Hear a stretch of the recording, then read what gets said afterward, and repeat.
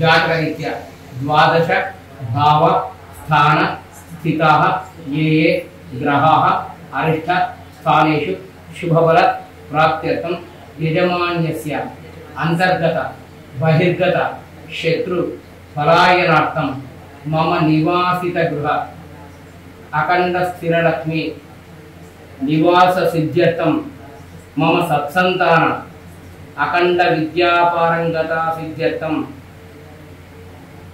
मम यजमान्यस्य अंतर्गत बहिर्गत शत्रु पलायनार्थं जनाकर्षण द्वारा राज्याधिकार योग्यता सिद्ध्यर्थं बुधादित्य योग्यता सिद्ध्यर्थं अन्योन्य ब्राह्मण सहायेन भक्तिपूर्वक विशेषतः महारुद्राभिषेक पूजांच कारयिष्ये कुलिते विग्रहं दाकाలి రెండిటి దాకాలి రెండు దాకాలి అతేని బ్రహ్మేశ్వరింద విశ్రేయస్సాగా దేహేమనామ్రే శాంగాతునవదేయం సత్యవేదమనుదయ ధ్యాయామి ధ్యానం సమర్పయామి మేడ చెప్పండి మహాజ్యోతి మయ అలంపుర క్షేత్ర విరాజనే జోగుల శక్తి युक्ताय ब्रह्मेशानाय मंगलम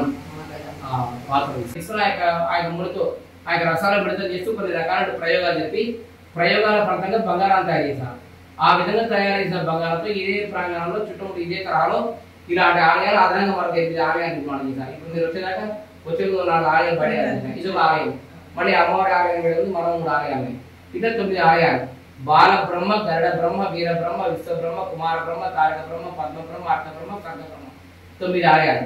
ఈ 9 ఆలయాల సముదాయాన్ని అన్నింటి కలిపి నవబ్రహ్మ ఆలయాలు లేదా నవలింగ దివ్య భవనం అని పిలుస్తారు. యావత్ ప్రపంచంలోనే నవబ్రహ్మ ఆలయాలు కాలంపులో తప్ప మరి ఎక్కడా లేవు.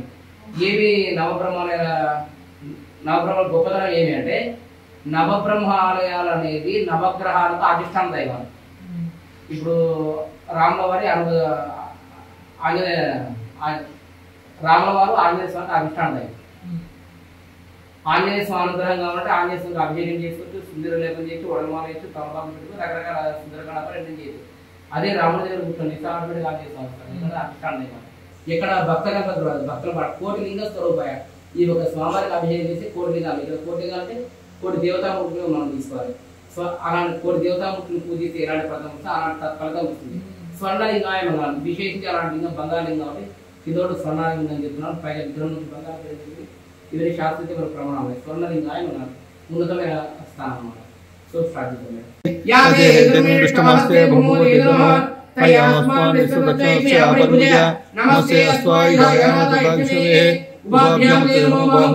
సదాశివాయ శ్రీమన్ మహా దేవాయ నమః మృత్యుంజయాయ రుద్రాయ నీలకంఠాయ శంభవే అమృతేశాయ శర్వాయ మహాదేవాయ నమో నమః బుధస్య దీర్ఘ బుద్ధించ మంత్రే మంత్రే రహస్యంచ శుక్ర సౌఖ్యంచ శని శాంతించ రాహో రాజ్యంచ కేతూనాం ప్రబలం సహస్ర గావో విభవం విశ్వయాస్త విపుణై బృహస్పతి